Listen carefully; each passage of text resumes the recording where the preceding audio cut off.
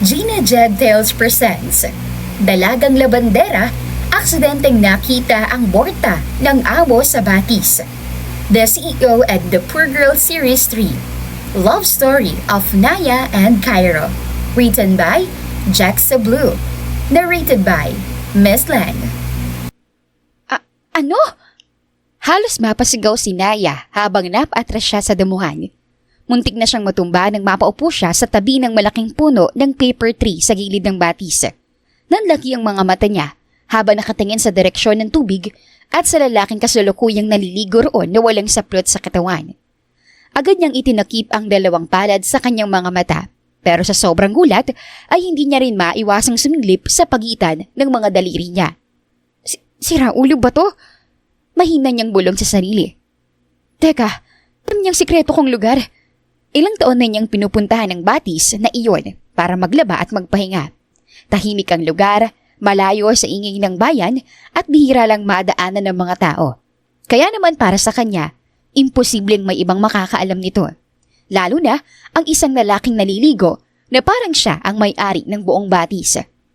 Mabilis siyang yumuko at hinila ang palanggana niyang dala para gawing panangga sa mukha. Ngunit sa kanyang pagmamadali, natapakan niya ang isang toyong sanga. Natigilan siya at ganoon rin ang lalaking nasa tubig. Dahan-dahang iminulat ni Cairo Montemayor ang kanyang mga mata. Bahagya siyang napakunot noo nang maramdaman niyang may kakaibang ingay sa paligid. Nang lumingon siya sa may puno, doon niya nakita ang isang babaeng nakayuko. Yakap-yakap ang palanggana at halatang pilit nagpapanggap na bahagi ng halaman. May tao? Malamig niyang tanong. Napapikit si Naya ng mariin. Patay! Dahan-dahan siyang tumayo pero nanatiling nakatakip ang palanggana sa harap ng mukha niya. Wala. Walang tao? Ulit ni Cairo. Oo, wala. Mabilis na sagot ng dalaga. Hangin lang ako. Hangin na may palanggana. Napangiwi si Naya. Bakit? Bawal ba? Mas lalong kumunot ang noon ni Cairo. Miss, nakikita kita. Parang may malamig na tubig na ibinuhos sa buong katawan ni Naya sa sobrang hiya. Ilang segundo siyang natigilan, hawak pa rin ang palanggana sa harap ng muka na parabang sapat iyon para mawala siya sa paningin ng lalaki. Hindi mo ko nakakita. Mabilis niyang sagot habang paatras.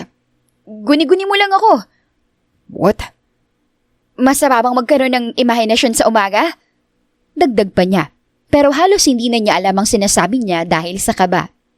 Bago pa man makasagot si Cairo, bigla na lang kumaripas ng takbo si Naya palayo sa batis. Ni hindi na niya naisip ang mga damit na dala niya. Ni hindi na rin niya iintindi kung nadudumihan na ba ang laylayan ng duster niya sa damuhan. Basta ang alam niya, kailangan niyang makalayo. Tumakbo siya na tila hinahabol ng 4 na leon. Sandali! Tawag ni Cairo mula sa tubig. Pero lalo lang binilisan ni Naya ang takbo. Wala akong naririnig! Sigaw niya pabalik, kahit halatang halata naman na narinig niya. Mabilis na umahon si Cairo at kinuha ang tuwal niyang nakapatong sa malaking bato. Agad niya iyong ibinalot sa baywang bago hinabol ang dalagang nagmamadaling tumakas na parabang siya pa ang may kasalanan sa lahat. Naiwan mong gamit mo! Sigaw niya. Sa'yo na yan! Sagot ni Naya habang patuloy sa pagtakbo. Regalo ko na! Regalong palanggana? Oo, gamitin mo sa buhay mo. Napailing si Cairo pero hindi niya napigilang sundan ito. Hindi dahil gusto niya pa itong kausapin ng matagal, kundi dahil naiwan nga sa gilid ng batis ang ilan sa mga damit at sabon nito. Hindi pa nakakalayo si Naya nang madula siya sa basang lupa. Napahiyaw siya, ngunit bago pa tulugyang bumagsak, mabilis siyang nahawakan ni Cairo sa braso. Ano? Gulat niyang sigaw habang mabilis na napalingon dito. Bitawan mo nga ako! Bitawan? Seryosong tanong ni Cairo habang hawak pa rin siya para hindi tuluyang matumba. Gusto mo bang bumagsak? Mas gugustuhin ko pang bumagsak kaysa... Natigilan si Naya nang mapansing masyado silang malapit sa isa't isa. Bigla siyang napatingin sa mukha ng binata. Basa pa ang buhok nito. Seryoso ang mga mata at may ilang patak ng tubig na dumadaloy mula sa panga pababa sa leeg nito. Agad na umiwas ng tingin si Naya nang maramdaman niyang uminit ang pisngi niya. Are you a stalker, ha? Ano? Nanlaki ang mata ni Naya at mabilis siyang napaharap dito. Saka agad ding umiwas nang maalalang nakatapis lang ito ng tuwalya. Stalker? Ako? Yes, you were watching me. Excuse me? Hindi kita pinapanood. You were hiding behind the tree. Nagtatago ko dahil nagulat ako. You were looking at me. Hindi nga ako tumitingin. Mabilis niyang tanggi kahit ramdam niyang lalong nagiinit ang mukha niya. At kung tumingin man ako, aksidente yun. Aksidente. Nanatiling seryoso ang tingin ni Cairo. An accident that lasted a few seconds. Nag-enjoy ka ba? Nanlaki ang mga mata ni Naya. Ha? Siguro isa ka sa mga babaeng mula syudad na sumunod sa akin dito. Dagdag pa ni Cairo na puno ng panunuya ang boses na tinitigan ang dalaga.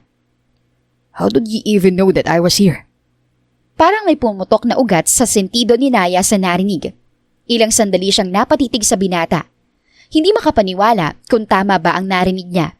Kanina lang ay halos lamunin siya ng lupa sa sobrang hiya. Pero ngayon, unti-unting napapalitan iyon ng inis. Sandali lang. Sabi niya sabay taas ng kamay. Ulitin mo nga yun. I said. Hindi. Hindi. Narinig ko na yan.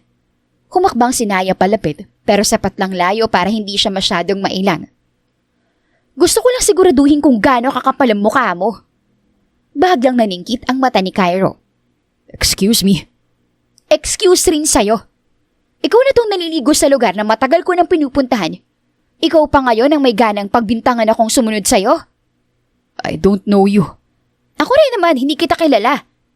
At kung alam ko lang na may lalaking walang saplot dito, sa tingin mo ba pupunta ako? Hindi agad nakasagot ang binata. Napahawak si Naya sa dibdib niya. Halatang inis na inis. Babae mula syudad? Sumunod sa'yo? Wow! Ang taas naman ang tingin mo sa sarili mo, mister. My name is not Mister. Wala akong pakialam ko ng pangalan mo. Cairo. Mas talo nga akong walang pakialam. Saglit silang nagkatitigan. Basa pa rin ang buhok ni Cairo. Nakatapis lang ng tuwalya pero hindi na iyon ang iniisip ni Naya. Mas nangingibabaw na ang gigil niya sa maling akusasyon nito. Then prove it. Patunayan mo. Hindi na ni Cairo natapos ang sasabihin dahil bago pa makapagsalita si Naya, bigla na lamang tumaas ang tuhod nito at tumama sa pinakasensitipong parte ng kanyang katawan. Napaawang ang labi ni Cairo. Ilang segundo siyang hindi nakagalaw.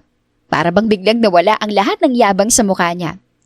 Napayuko siya, mahigpit ang hawak sa tuwalyang nakatabi sa baywang, habang pilit pinipigil ang ungol sa sakit. Ayan! Singhal ni Naya, namumula pa rin ang muka sa inis at hiya. Pinatunayan ko na ha!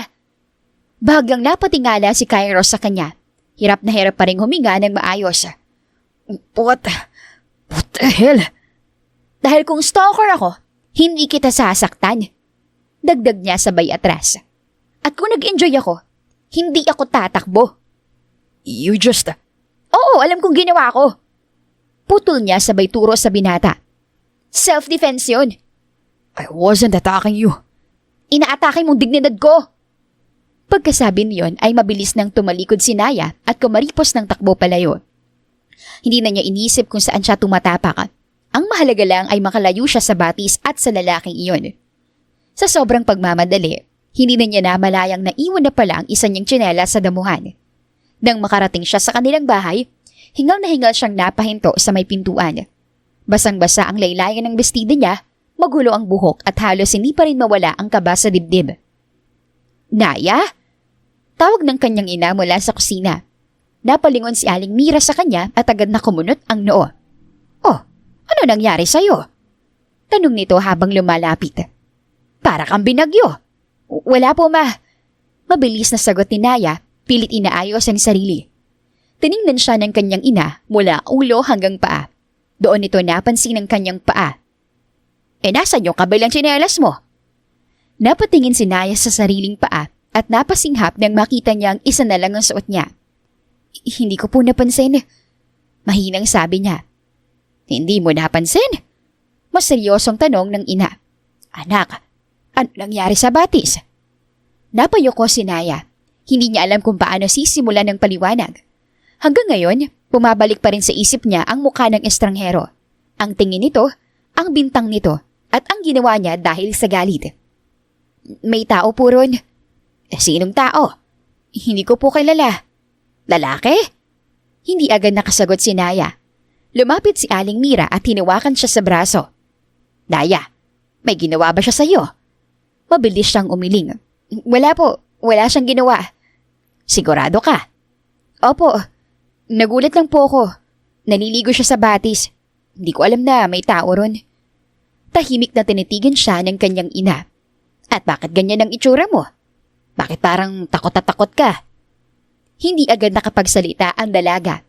Napahawak siya sa gilid ng palanggana. Pilit pinapakalma ang sarili. Pinagbintangan niya po ako. Akala niya sinundan ko siya ron. Akala niya isa ako sa mga babaeng humahabol sa kanya. Sinabi niya yon? Tumango siya. Nainsulto po ako. Nagalit ako. Hindi ko na napigilan ang sarili ko. Ano ginawa mo? Napapikit si Naya sandali. Saktan ko po siya. Nanatiling tahimik ang kanyang ina. Saan? Tanong nito pagkaraan. Hindi agad sumagot si Naya at lalong napayuko. Naya. Ma, hindi ko po talaga sinasadya. Nagalit lang po ako. Napabuntong hininga si Aling Mira. Hindi ito agad nagsalita pero halata sa mukha nito ang pag-aalala. Anak, naiintindihan ko na nagulat ka at nasaktan ka sa sinabi niya. Pero hindi ibig sabihin noon pwede ka nang manakit. Alam ko po. Babalik ka roon. Ma, mabilis siyang napatingin sa ina. Kukunin mo ang tsinelas mo.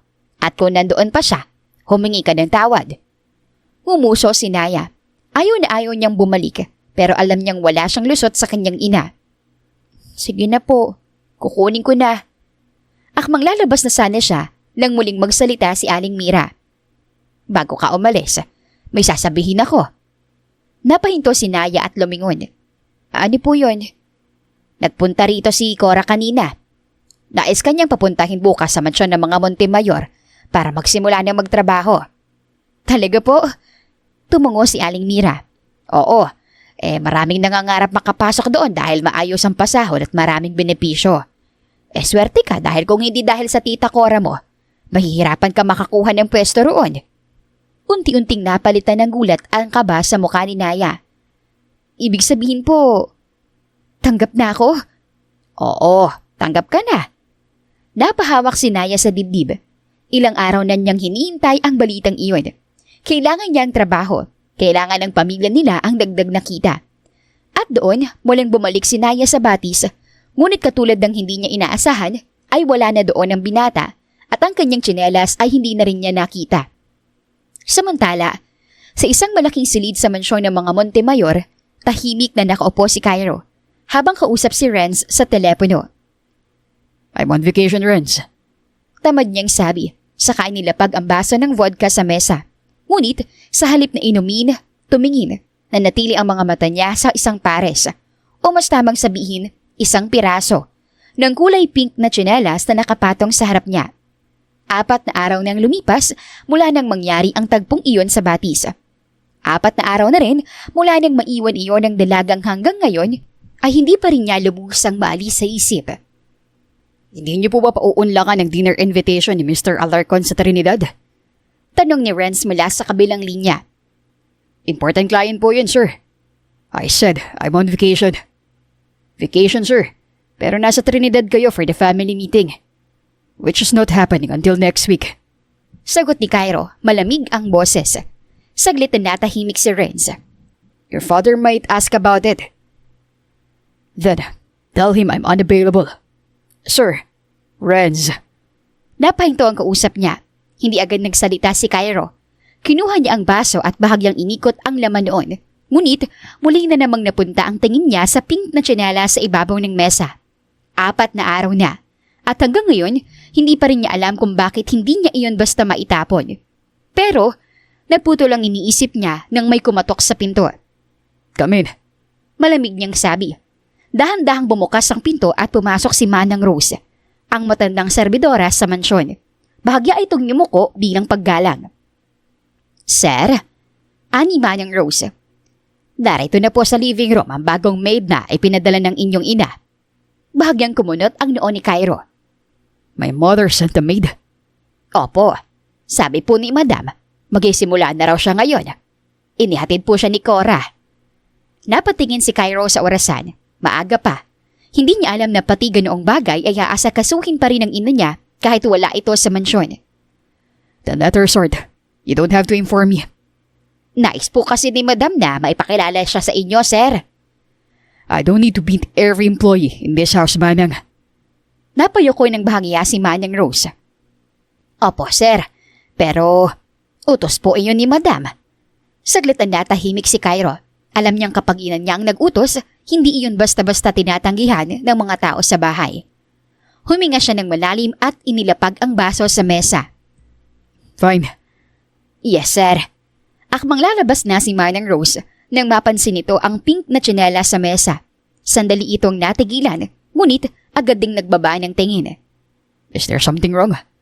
Tanong ni Cairo. Wala po, sir. Akala ko lang po, gamit ng bata. Tumingin si Cairo sa tsinelas, saka bahagyang sumeryoso ang muka. Someone left it. Opo. Ani Manang Rose kahit talatang may nais pa sanang itanong. Nasa baba po kami.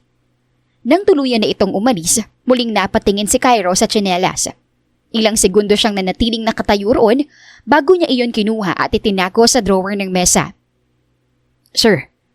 Tawag ni Renz mula sa kabilang linya. Are you still there? Yeah. About Miss Naya Camille Navarro.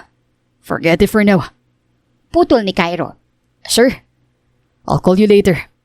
Hindi na niya hinintay ang sagot ni Renz. Pinatay niya ang tawag at inayos ang suot niyang puting long sleeve. Pagkatapos ay lumabas siya ng silid at bumaba patungo sa living room. Samantala, sa ibaba, tahimik na nakatayo si Naya sa tabi ni Cora. Mahigpit ang hawak niya sa strap ng maliit niyang bag habang nililibot ang tingin ng loob ng mansyon. Malaki iyon. Mas malaki pa kaysa sa inaasahan niya. Makintabang sahig, mataas ang kisame, at bawat gamit ay parang bawal hawakan ng basta-basta. Kahit ang sofa ay mukhang mas mahal pa kaysa sa ilang buwang kita niya sa racket. Tumayo ka ng maayos. Mahinang paalala ni Cora. Mabilis na inayos niya, Naya, ang tayo. Maayos naman po ako. Kinakabahan ka. Hindi po. Naya. Opo, kinakabahan po. Napabuntong hininga si Cora. Huwag kang matataranta. Maging magalang ka lang. Mabait naman si Manang Rose. Siya magtuturo sa iyo ng mga gawain dito. Opo. Lumapit si Manang Rose sa kanila at ngumiti ng banayan. Ikaw si Naya. Opo. Naya Camille Navarro po. Maganda. Masipag ka raw, sabi ni Cora. Sisikapin ko po. Hindi sikap ang kailangan dito. Tiyaga at respeto. Malaki ang bahay na ito. Pero tahimik ang mga tao rito. Kaya matuto kang makiramdam. Opo, Manang. Akmang magsasalita pa sana si Manang Rose nang biglang bumaba ang tingin nito sa hagdan. Sir Cairo. Bati nito. Tanlamig ang buong katawan ni Naya. Hindi niya alam kung bakit, pero sa pagkarinig pa lang niya sa pangalang iyon, biglang may kung anong kaba ang kumalabog sa dibdib niya. Dahan-dahan siyang lumingon. At sa mismong sandaling nakita niya ang lalaking pababa ng hagdan, para siyang nawalan ng hininga. Siya iyon. Ang lalaking nasa batis. Ang lalaking inakasuhan siyang stalker. Ang lalaking sinaktan niya. At ngayon, nakatayo ito sa harap niya na parang siya ang may-ari ng buong mundo. Bahagyang tumigil si Cairo sa huling baitang ng hagdan. Nakita rin niya si Naya. Ilang segundo silang nagkatitigan. Tanging si Manang Rose lang ang tingnan walang kamalay-malay sa biglaang pagbigat ng hangin sa paligid. Sir, siya po yung bagong maid na ipinadala ni Madam. Hindi gumalaw si Cairo. Nanatili ang tingin niya sa dalaga. Si Naya naman ay halos lamunin ng hiya. Gusto niyang umatras, gusto niyang magtago sa likod ni Cora. Pero hindi na siya nasa batis. Nasa mansyon siya at kailangan niya ang trabahong ito. Kaya pinilit niyang yumuko ng bahagya. Magandang umaga po. Mahinang sabi niya. Saglit siyang tinitigan ni Cairo. Nanatili ang ngisi sa labi nito habang bahagyang tumaas ang isang kilay. Really? Anito. Napalunok si Naya pero hindi siya umiwas ng tingin. Napatingin si Manang Rose kay Cairo. Halatang nagtataka sa tono nito. Sir? Hindi ito sumagot agad. Sa halip, ibinaba niya ang tingin kay Naya mula ulo hanggang paa bago muling magsalita. Kayo ni Cora ay maaari nang bumalik sa trabaho. I'll handle this. Malamig niyang sabi. Nagkatinginan si Manang Rosa at Cora. Sir, bago pa lang po siya. Maingat na sabi ni Cora. Ipinakiusap po siya ni Madam. I know what mother said. Putol ni Cairo. Hindi inaalis ang tingin kay Naya. You may go. Walang nagawa ang dalawa kundi sumunod. Bago umalis, marahang hinawakan ni Cora ang braso ni Naya. Mag-ingat ka sa pananalita. Bulong nito. Tumango si Naya kahit ramdam niyang nanunuyo na ang lalamunan niya. Nang maiwan silang dalawa sa living room, ilang sandaling katahimikan ang namagitan. Si Cairo ang unang nagsalita. You're the new maid, aren't you? Huminga ng malalim si Naya. Opo. Then let's see if you're worth keeping. Napahigpit ang kapit ni Naya sa strap ng bag niya. Alam niyang may ibig sabihin ng sinabi nito. Hindi lang ito tungkol sa trabaho. Tungkol din ito sa nangyari sa batis. Kung tungkol po ito sa nangyari noon. Did I ask ka?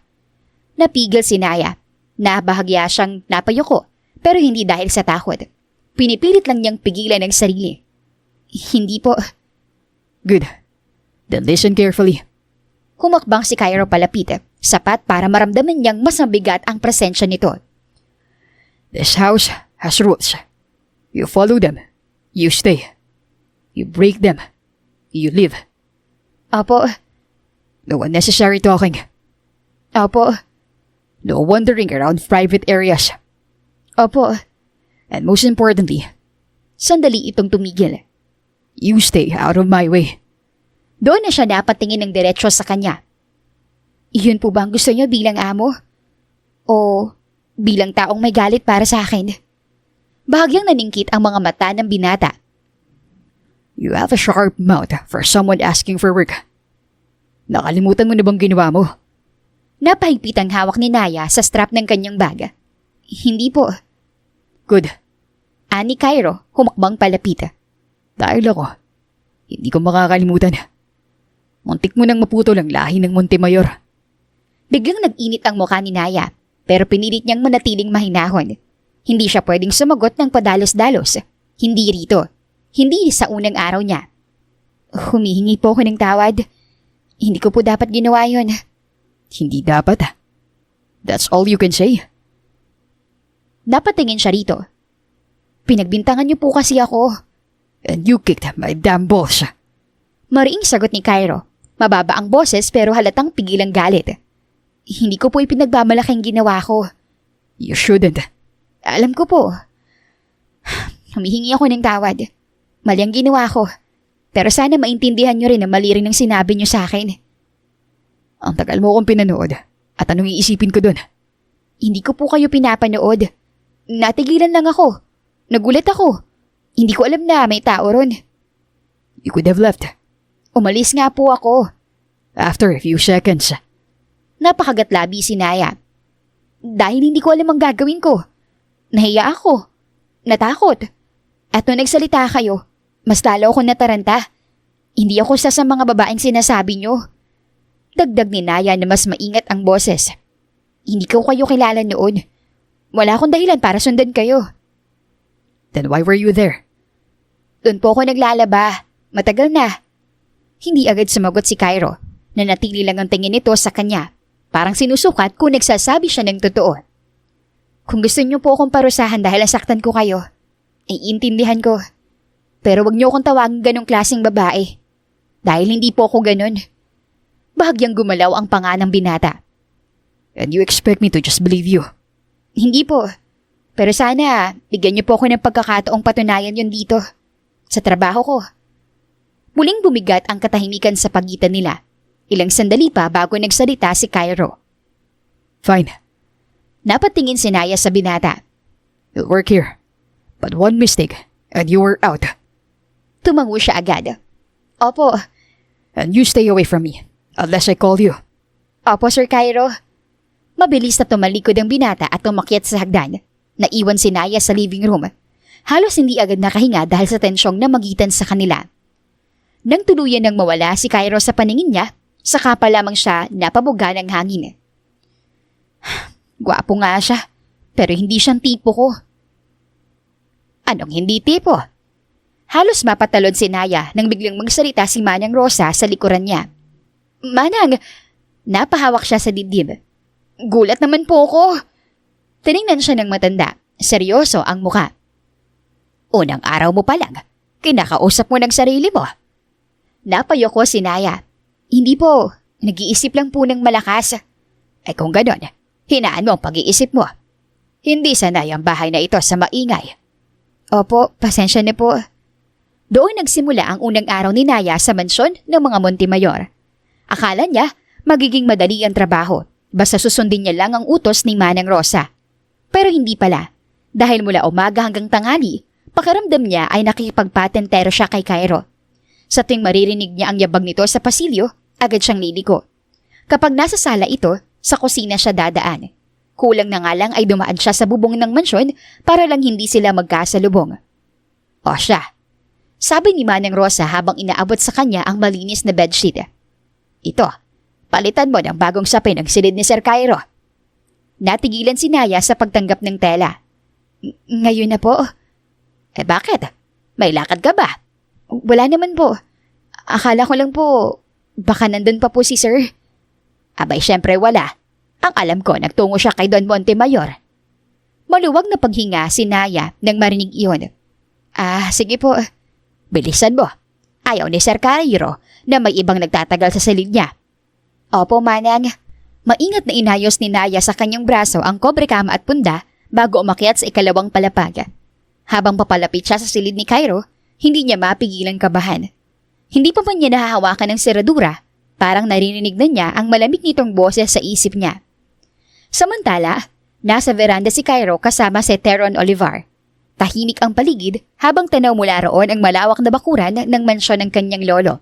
Isang lugar na ilang taon na rin niyang hindi binibisita. What? Ani Teron, may ngisi sa labi habang nakasandal sa upuan. Sinilipan kanya sa batis. Tapos ngayon nasa mansyon mo siya bilang maid. Hindi agad sumagot si Cairo.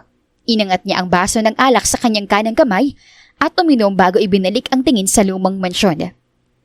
Hindi niya ako sinilipan. Aksidente lang. That's what she said. Mas lalong napangisi si Teron.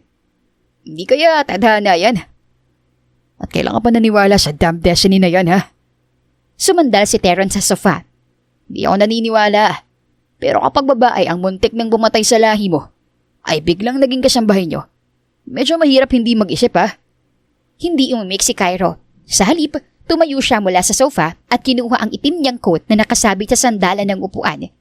Akmang aalis na siya nang magsalita muli si Teron. Teka! Ani Teron, bahagyang napakunyot noo. Hindi mo hihintayin si Cassie? Natigilan sandali ang binata pero hindi lumingon. You know she missed you. At siguradong hindi na nito na ituloy ang sinabi.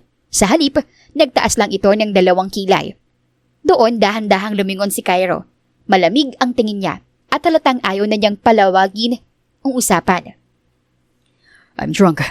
At isa pa, nag-usap na kami bago ako umalis ng Manila. Sinabi ko na sa kanya na hindi ako papayag sa alok na kasal ng pamilya niya. Saglit na nawala ang ngisi sa mukha ni Teron. Cairo, I already gave her my answer. Wala nang dapat pag-usapan. Alam ba ng pamilya mo? Hindi agad sumagot si Cairo. Hinawakan niya na mas mahigpit ang coat na dala sa kamuling tumalikod. Malalaman din nila. Kaya ka ba umuwi rito sa Trinidad? Para umiwas? Huminto si Cairo sa may pintuan pero hindi na lumingon. I came here because my grandfather asked me to. At si Cassie, she's not my responsibility. Tahimik na napatingin si Teron sa kanya. Alam niyang kapag ganoon na ang tono ni Cairo, wala na siyang mapipilit pang sagot mula rito. Fine. Pero hindi ibig sabihin doon titigil siya. I know. Then be careful. Saglitan na nahimik si Cairo bago malamig na sumagot. I always am. Hindi na niya hinintay pa ang anumang sasabihin ni Teron. Mabilis siyang lumabas ng mansyon ng kanyang lolo at naglakad patungo sa kanyang sasakyan. Tahimik ang paligid, pero mabigat ang loob niya. Hindi dahil kay Cassie, Hindi rin dahil sa kasalang pilit inuungkat ng pamilya, kundi dahil sa isang bagay na mas nakakainis para sa kanya. Sa kabila ng pag-iinom, pag-uusap at paglayo niya sa mansyon, bumabalik pa rin sa isip niya ang babaeng dapat sana'y hindi niya iniisip, si Naya. Samantala, pambihira. Mahinang sambit ni Naya habang nakatuwad sa gilid ng kama at pilit na inaayos ang napakalaking kobre kama. Hinila niya ang isang dulo ng sapin at pilit na isinisiksik sa ilalim ng kutsyon. Kanina pa siya naroon, pero hindi pa rin pantay ang pagkakalatag. Gusto na niyang matapos bago pa bumalik si Cairo. Ngunit, bago niya maipasok ng maayos ang dulo ng tela, biglang sumara ang pinto. Kasabay noon ay namatay ang ilaw. Doon natigilan si Naya. "Manang Rosa?" Mahinang tawag niya, pero walang sumagot. Dahan-dahan siyang tumayo. Hawak pa rin ang kobre kama. Halos wala siyang makita sa dilim, kaya kinapa niya ang gilid ng kama para makalakad. "May tao po ba riyan?" Mula sa may pintuan, narinig niya ang mabigat na yabag. Papalapit. Napalunok si Naya at napaatras. "Sino yan?" Hindi sumagot ang taong nasa dilim. Biglang may kamay na humawak sa braso niya. Napaigtad siya at agad na pumiglas. "Bitawan niyo ako!" Who are you? Mababa at madiing boses ang sumagot. Ano?" Sigaw ni Naya. Mas lalo pang nagpumiglas. "Ako dapat na nagtatanong sa'yo niyan." Hindi sumagot ang lalaki sa dilim. Mas sinigpitan nito ang hawak sa braso niya at mabilis siyang hinila. Marahil para pigilan sa paggalaw. Ngunit dahil sa bigat ng kilos at sa telang nakalaylay sa sahig, nadulas ang paa nito. Sa isang iglap, pareho silang bumagsak sa kama.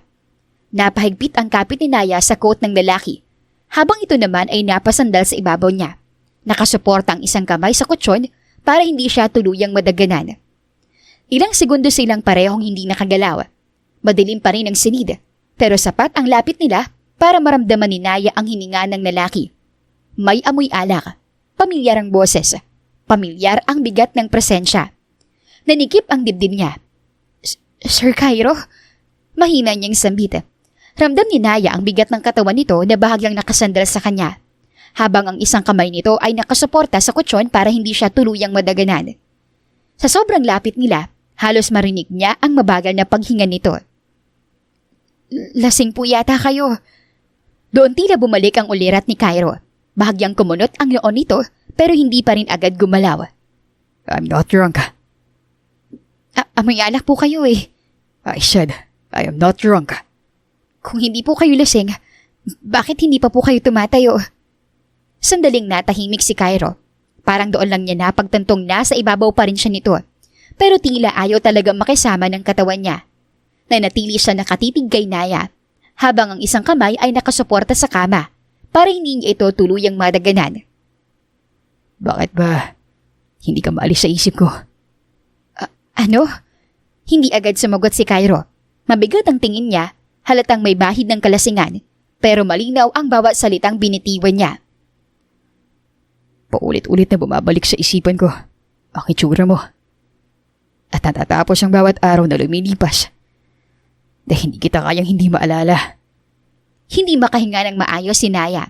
Hindi niya alam kung dapat ba siyang umiwas, itulak ang binata o pakinggan pa ang susunod nitong sasabihin. I don't like feeling this way. Dagdag ni Cairo. Mas mababa ang boses at tila nagsusumamo. Because once I start liking someone, I can focus on anything else. Parang may huminto sa loob ni Naya. "Sir Cairo, lasing lang po kayo." I know what I'm saying. "Pero bukas, baka pagsisihan niyo po yan." Saglit siyang natahimik. Dahan-dahang bumaba ang tingin ni Cairo sa labi ng dalaga. Sa sandaling iyon, parang tumigil ang lahat sa paligid nila. Maging ang paghinga ni Naya ay tila naipit sa dibdib niya. "Sir Cairo." Mahina niyang sambit, halos hindi na marinig. Ngunit, hindi gumalaw si palayo si Cairo. Mas bumaba pa ang mukha nito at ramdam ni Naya ang init ng hininga nito sa kanyang balat. Namumula ang mga labi nito at sa bawat pulgadang inilalapit ito sa kanya, lalo siyang nawawalan ng lakas para magsalita. Naya. Halos pabulong niyang sambit at doon, isang pahagip na halik ang dumampi sa labi ng dalaga. Saglit lang iyon. Mabilis, Parang aksidenteng hindi niya agad naunawaan. Ngunit, bago pa siya tuluyang makakilos o makapagsalita, biglang bumigat ang katawan ni Cairo. Nanlambot ang hawak nito sa kutsyon at sa sumunod na segundo ay tuluyan itong nawalan ng malay at bumagsak sa ibabaw niya. Nanlaki ang mga mata ni Naya. Sir Cairo? Hindi ito sumagot. Sir Cairo! Mas madiin niyang tawag at pilit itinutulak ang balikat nito. Hoy! Sir! Gumising po kayo! Hindi na tumugon si Cairo. Lalong bumilis ang kabog ng dibdib ng dalaga. Hindi na niya alam kung uunahin ba ang pagkabigla sa nangyaring halik o ang takot dahil nawalan ito ng malay sa ibabaw niya. Diyos ko! Nanginginig niyang bulong. Ano bang nangyayari ngayong araw na to? Pinilit niyang kumawala sa ilalim nito. Pero mabigat si Cairo. Halos wala siyang magawa kundi itulak ng marahan ang dibdib nito habang pilit na inaabot ang gilid ng kama. Pambihira! Pulong ni Naya nang tuluyan siyang makawala. Habol ang hininga niya habang nakatayo sa tabi ng kama. Tinitigan niya si Cairo na tuluyan ng nawala ng malay. Halatang dinaig ng alak at pagod. Hindi niya alam kung paano niya nagawang maayos ang pagkakahiga nito.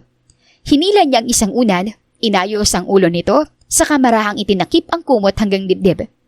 Pero kahit abala ang mga kamay niya, isa lang ang malinaw sa isip niya ng gabing iyon. Ang binatang walang wisyo sa alak ang unang halik niya sa labi. Pahagip lang iyon, saglit lang, pero sapat para hindi niya makalimutan. Dahan-dahan niyang hinawakan ang sariling labi. Saka mabilis na binawi ang kamay na parabang mali ang ginagawa niya. Hindi ito nangyari. Mabilis niyang sabi sa sarili. Lasing siya. Wala siyang alam. Lumingon siya kay Cairo. Mahimbing na itong nakahiga, malayo sa malamig at mayabang na lalaking kilala niya. Bukas, sana wala kang maalala. Pagkatapos ay kinuha niya ang lumang bedsheet, isinara ang ilaw at tahimik na lumabas ng silid. Kinaumagahan, tila lumulutang ang isip ni Naya habang nakaupo sa kusina. Nakatitig lang siya sa tasa ng kape sa harap niya, pero hindi niya yon iniinom. Ayos ka lang ba, Iha? Napakurap si Naya nang marinig ang boses ni Manang Cora. Nasa harap na pala nito ang matanda. Hawak ang isang tray at nakatitig sa kanya ng may pag-aalala. Nakatulog ka ba kagabi? Opo. Mabilis sa sagot niya, pero halatang hindi kumbinsido ang boses niya. Tumaas ang kilay ni Manang Cora. Mukha kang hindi. Napayuko si Naya at hinawakan ng tasa. Medyo puyat lang po. Puyat sa trabaho o puyat sa iniisip? Po? Kung nobyo mong iniisip mo, masyado ka pang bata para roon. Inabot nito ang tray sa kanya. O siya, dalhin mo ito sa garden. Doon nais si Sir Cairo na mag-agahan. Agad na patingin si Naya sa tray. May isang baso ng itim na kape at sa tabi noon ay isang baso ng gatas. Kasabay ng mainit na tinapay na maayos ang pagkakalagay sa maliit na plato. May bisita po si Sir. Hindi ko alam. Yun ang utos niya, kaya humayo ka na. Ayaw niyang pinaghihintay. Napalunok si Naya. Ako po talaga magdadala? Tiningnan siya ni Manang Cora. Bakit? May problema ba? Wala po. Kung wala, ay lakad na. Wala nang nagawa si Naya kundi kunin ang tray. Pinilit niyang wag manginig ang kamay niya habang naglalakad palabas ng kusina. Sa bawat hakbang papunta sa garden, bumabalik sa isip niya ang nangyari kagabi. Trabaho lang. Ibigay mo lang yung almusal tapos aalis ka. Hindi mahirap yun. Bulong niya sa sarili. Ngunit nang marating niya ang garden, agad siyang natigilan. Nandoon si Cairo. Nakaupo sa ilalim ng malaking puno. Suot ang puting polo na bahagyang nakabukas sa leeg. Wala sa mukha nito ang bakas ng pagkalasing kagabi. Malinis ang ayos niya. Tahimik at malamig muli ang tingin. Parang walang nangyari. Mas lalong nanikip ang dibdib ni Naya. At dahan-dahan siyang lumapit at inilapag ang tray sa mesa. Magandang umaga po, Sir Cairo. Hindi agad sumagot ang binata. Tiningnan muna niya ang tray pagkatapos ay itinaas ang tingin kay Naya. You look tired. Medyo puyat lang po. Because of work? Hindi siya agad nakasagot.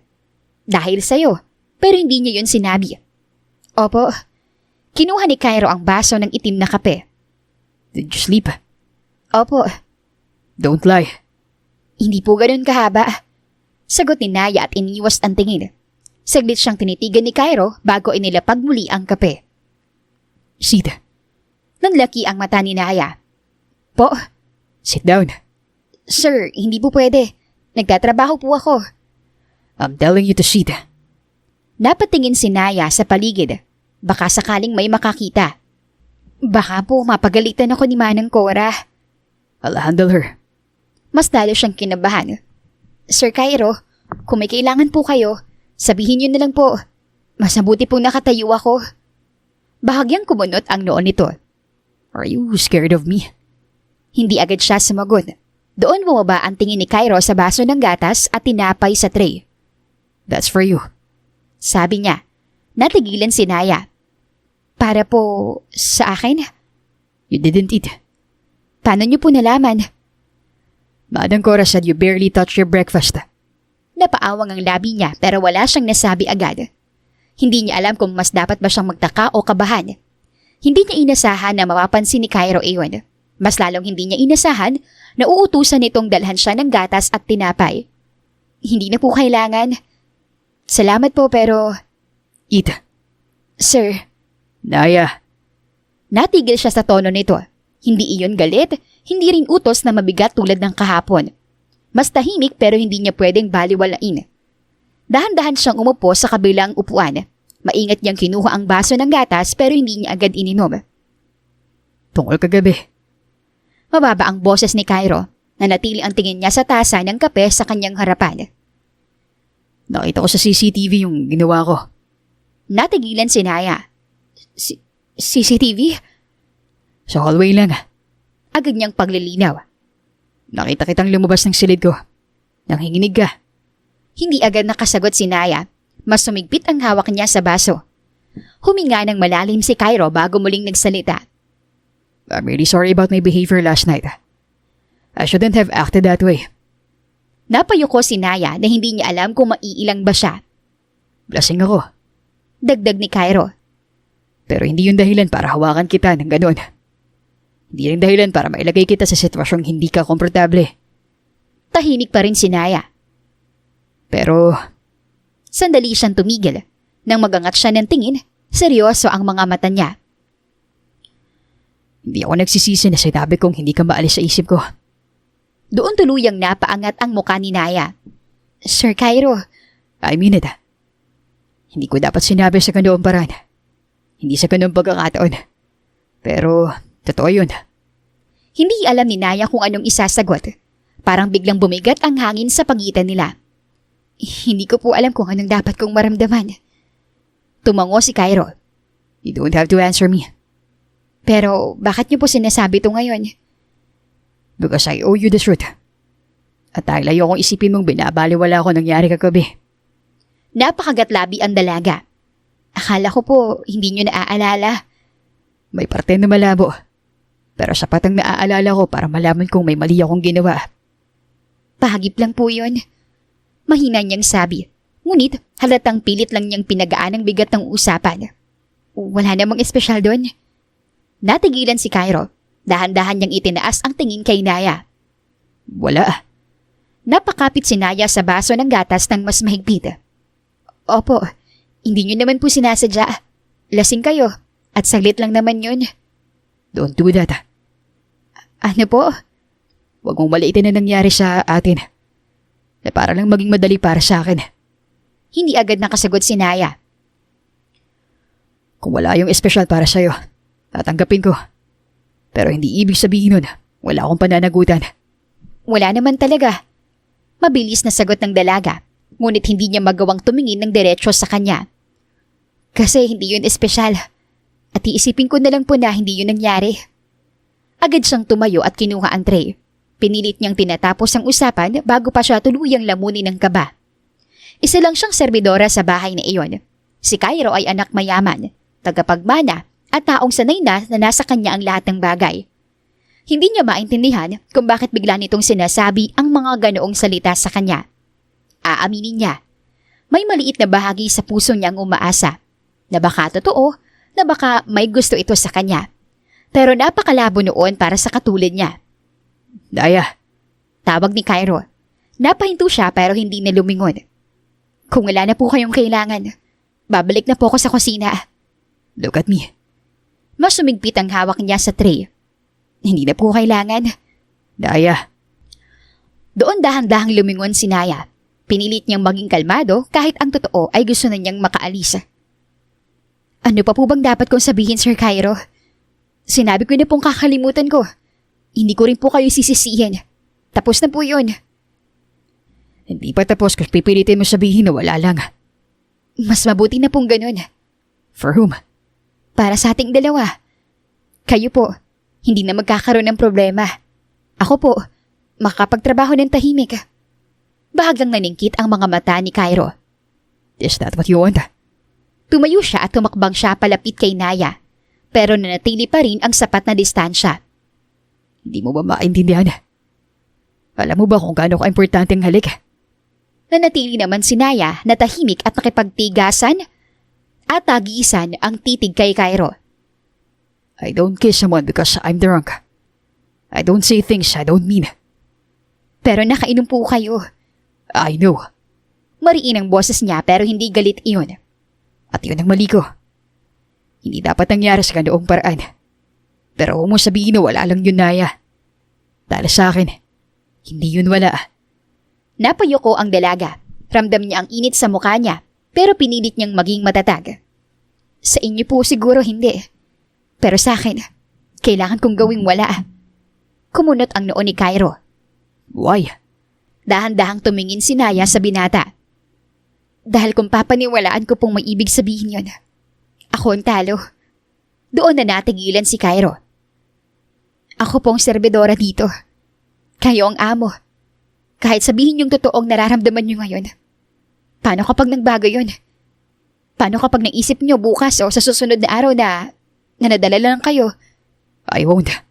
Hindi nyo po alam yun. I know myself. Pero hindi nyo pa po ako kilala. Saglit na natahimik si Cairo. Masakit pakinggan pero tama siya. Huminga ng malalim si Naya at bahagyang inayos ang tray sa kamay niya. Hindi ko po sinasabi nagsisinungaling kayo. Ang sinasabi ko lang, hindi ako pwedeng basta maniwala. Naya.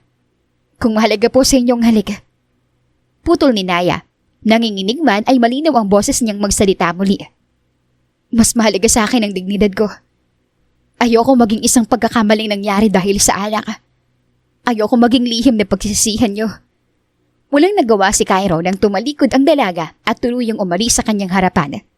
Nanatili siya nakatayo sa garden, nakatiimbagang.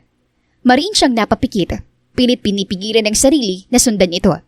Alam niyang kapag ginawa niya yon, lalo lamang niyang mapapatunayan na hindi niya inirerespeto ang sinabi nito. Kaya hinayaan niya muna.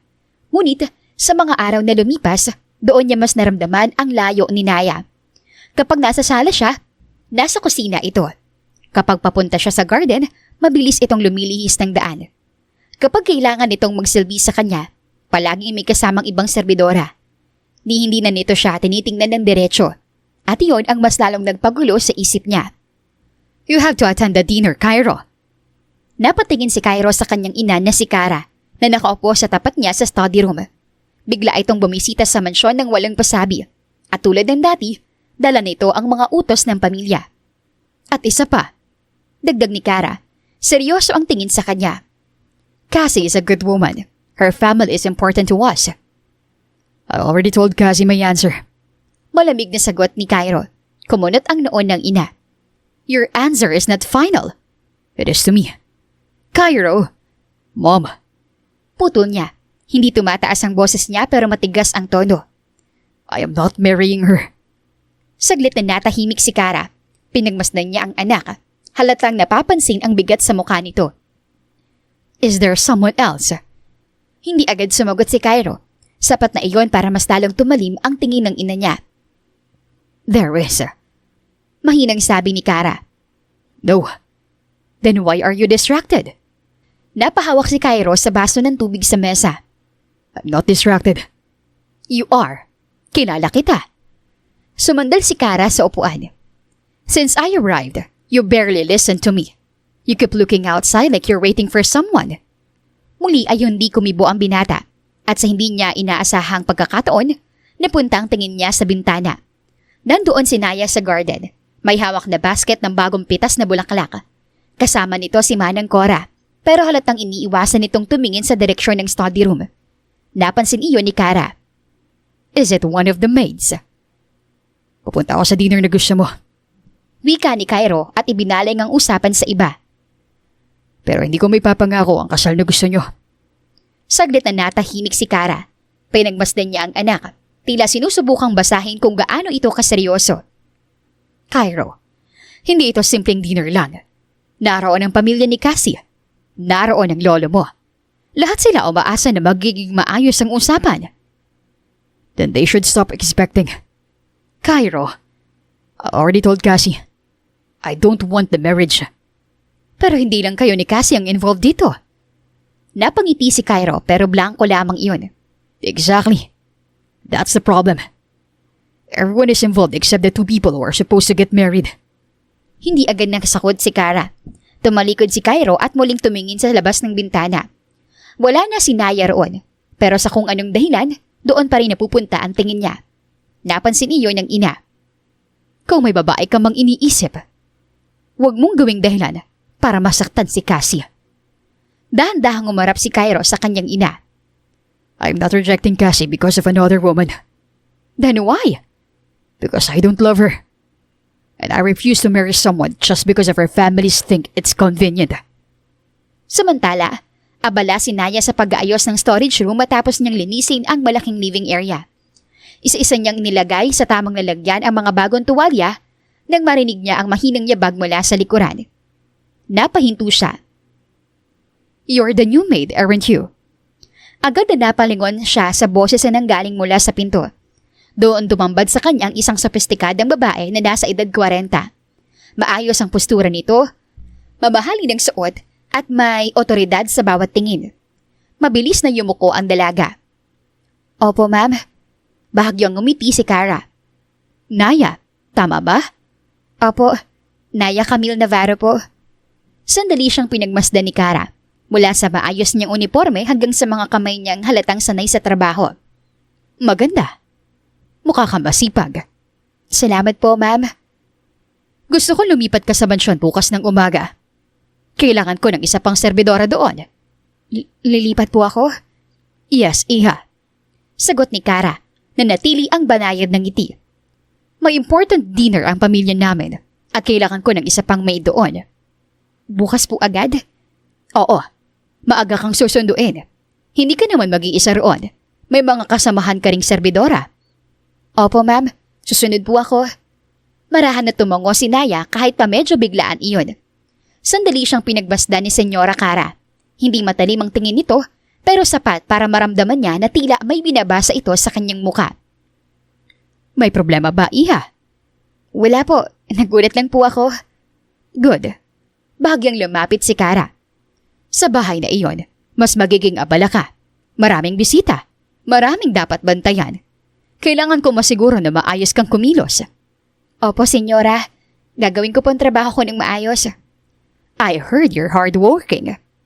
Sinisikap ko po. Then prove it tomorrow. Yumuko si Naya. Opo. Nang mawala si Kara, saka pa lamang nakahiga ng maluwag si Naya. Lumabas siya sa storage room, dala ang ilang nakatuping tuwalya. Ngunit, halos sumiwalay ang kaluluwa niya nang buntik na siyang makasalubong ni Cairo sa pasilyo. Mabilis siyang napahinto. Sir Cairo. Patuloy mo talaga akong iiwasan ng ganyan. Tingin mo, gagana yan. Napayoko si Naya at masinigpitan ang hawak sa tuwalya. Hindi ko po kayo niiwasan. Don't lie. Hindi siya agad nakasagot. Humakbang si Cairo palapit, pero huminto rin agad na para bang pinipigilan ng sarili. Ilang araw ka na lumilihis ng daan kapag nakakita mo ako. Trabaho ko pong iniisip ko. Then look at me and say that. Kung wala lang sa'yo lahat ng sinabi ko, bakit kailangan mo pang iwasan ako? Dahil yun ang gusto ko. Sagot ni Naya, kahit alam niyang kasinungalingan iyon.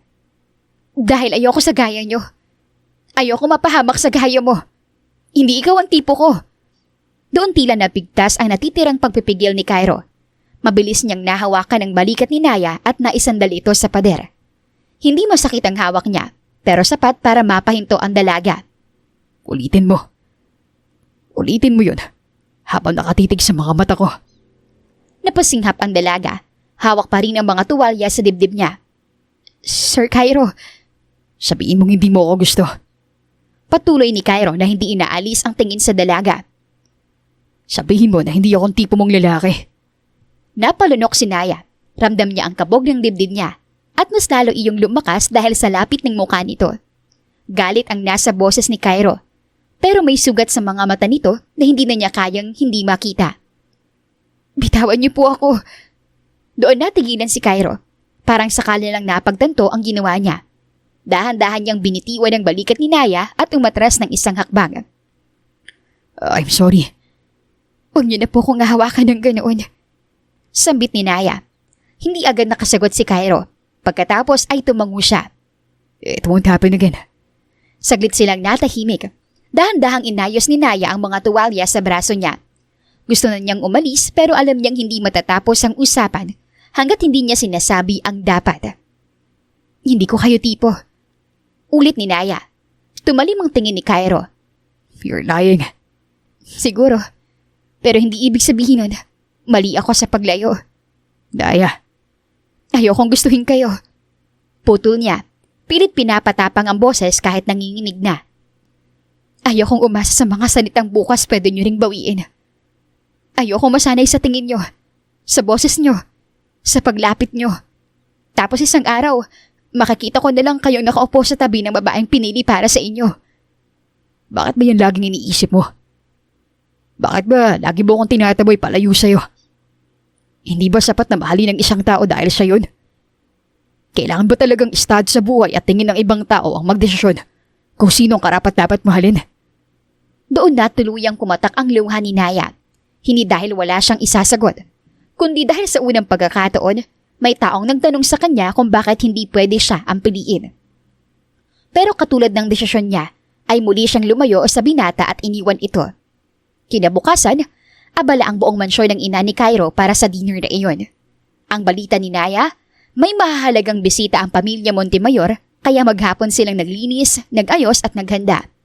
Wala siyang ideya kung sino ang bibisita at wala rin siyang balak alamin. Mas mabuti ng trabaho lang ang isipin niya. Tapos na!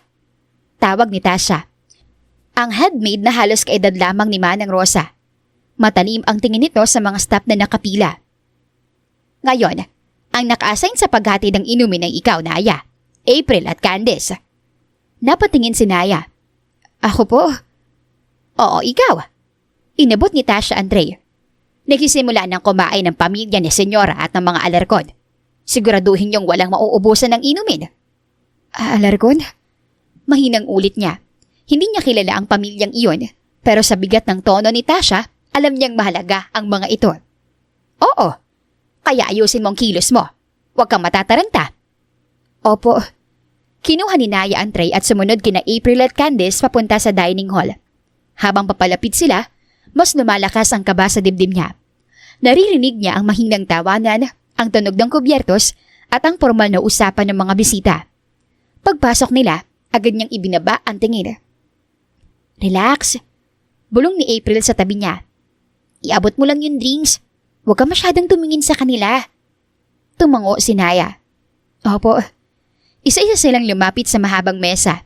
Maingat na nag-alok si Naya ng inumin sa mga bisita. Sinikap niyang maging kalmado ang bawat galaw niya, kahit naninigas ang mga daliri niya sa tray.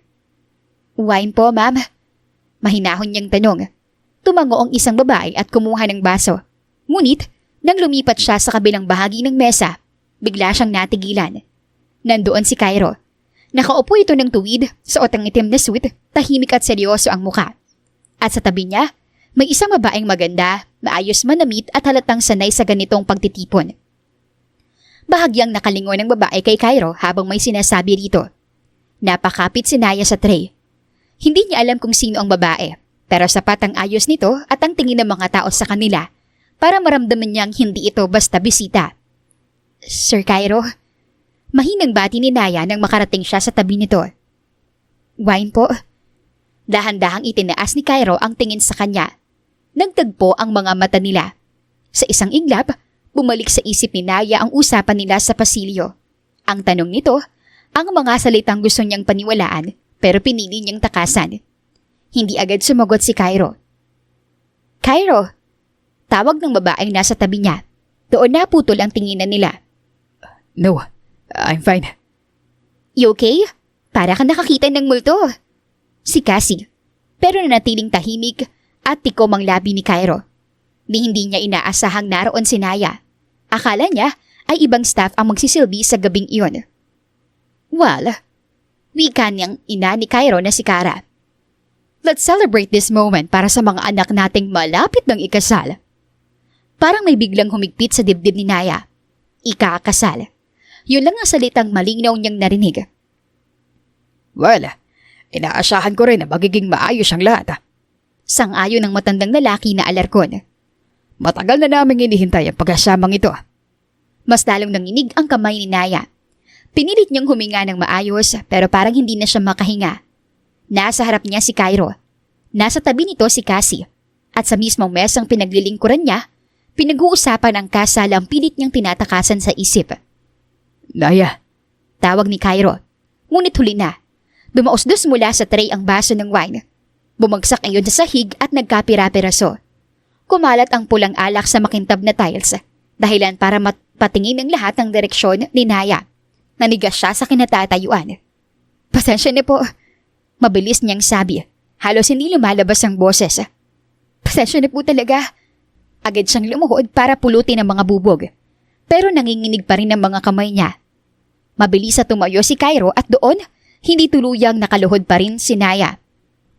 Ayos lang po. Sagot niya, hindi tumitingin sa kanya. Ako po nakabasag. Ako na po maglilinis. Staff. Tawag ni Cairo. Kumuha kayo ng basahan at dashpan. Cairo! Mahinang tawag ni Kara, may babala sa tono. Hindi ito napansin ng binata. Hiniwakan niya ang pulso ni Naya bago pa nito mahawakan ang matalim na bubog. Stop. Sabi niya. Doon lang napatingin sa kanya si Naya. Puno ng hiya ang mga mata nito, pero higit sa lahat, puno iyon ng sakit na pilit nitong itinatago. Bitawan niyo po ako. Nakatingin po sila. Let them.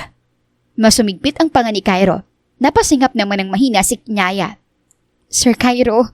Tumayo ka. Utos niya pero hindi malupit ang boses. Now. Walang nagawa si Naya kundi sumunod. Mabilis namang dumating si April dala ang dustpan at basahan. Cairo, sit down. Si Kara. No. Nanlaki ng bahagya ang mata ni Kara. Excuse me? I said no. We're not celebrating anything. Napalingon si Cassie sa binata. Cairo! Tinitigan siya ni Cairo. Walang galit sa mukha niya pero wala ring pag-aalinlangan.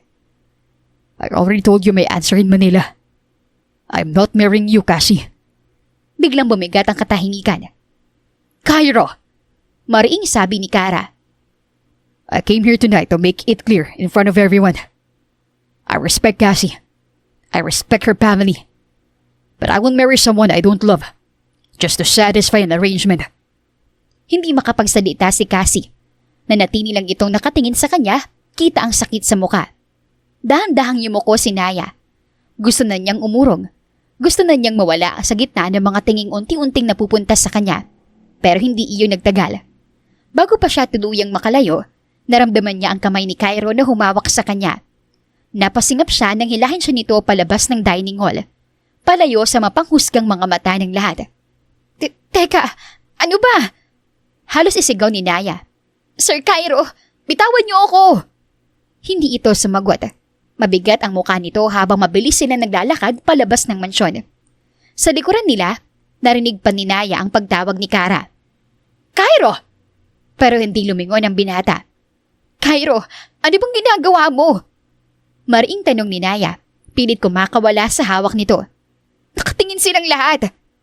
Doon lamang siya binitiwan ni Cairo pagdating nila sa harap ng kotse. Binuksan niya ang pinto sa passenger seat. Get in. Nanlaki ang mata ng dalaga. Ano? Get in, Naya. Hindi po ako sasama sa inyo. Tumingin siya rito. Mabigat ang paghinga pero hindi nagalit ang nasa mga mata niya. Mas malapit iyon sa desperasyon. Please. Mahina niyang sabi. Just this once. Huminga ng malalim si Naya at napatitig sa mga matang puno ng pagsusumamo ni Cairo. Gusto niyang tumanggi, dapat siyang tumanggi. Pero katulad ng kinakatakutan niya, Sa pagkakataong iyon ay mas nanaig ang puso niya kaysa sa isip.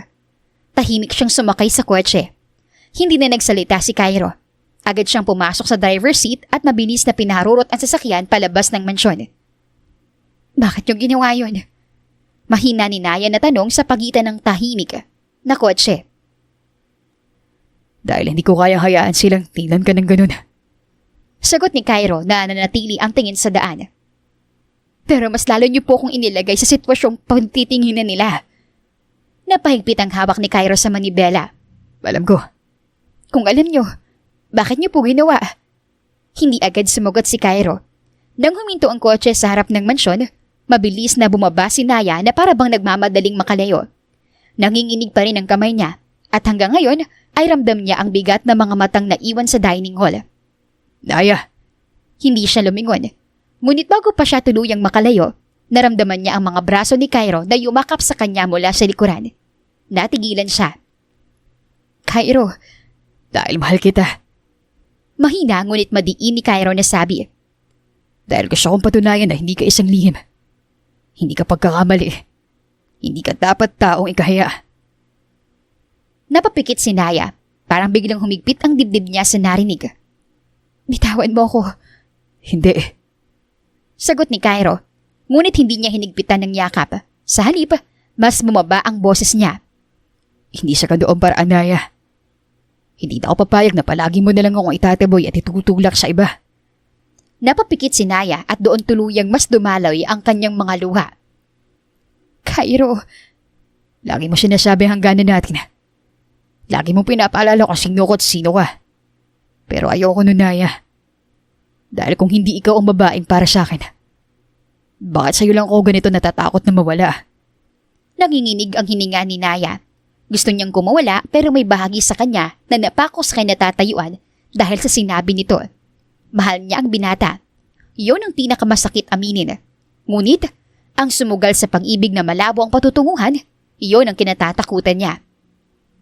Bakit ako mahal mo? Nalilitong tanong niya. Sa wakas ay nakawala siya sa yakap nito at humarap kay Cairo. Bakit ang dali? Bakit ang bilis? Bakit parang totoo? Dahil totoo. Napailing si Naya. Hindi sapat iyon. Then what do you want me to say? Gusto kong maintindihan. Halos pabulong lang ang sigaw ni Naya, pero puno iyon ng sakit. Kailan lang pinagbintangan mo ako? Ilang araw ang lumipas. Sinasabi mong hindi ako maalis sa isip mo. Ngayon, mahal mo na ako? Paano ko paniniwalaan yun, Cairo? Mahal kita. Sa paraang kaya kong isukong lahat. Mahal kita. Sa paraang ikaw ang pinipili ko kahit nasa gitna ako ng magulong mundo ko. Nanginginig ang labi ni Naya pero hindi siya nagsalita. Mahal kita higit pa sa inaasahan ko. Mahal kita sa paraang hindi ko na kayang tumingin sa iba.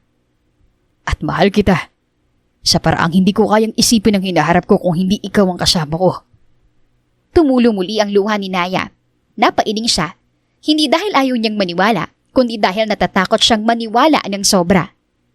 Alam kong mabilis. Alam kong magulo. Alam kong may mga bagay akong kailangang ayusin. Pero wag mong isipin na sinasabi ko to dahil nadala lang ako. Hindi ako nadala, Naya. Tinamaan ako. Sa'yo. Napahawak si Naya sa dibdib niya. Huwag mo kong gawing dahilan para talikuran ng mundo mo. Hindi ikaw ang dahilan. Ikaw ang naging linaw. Napatingin si Naya sa binata.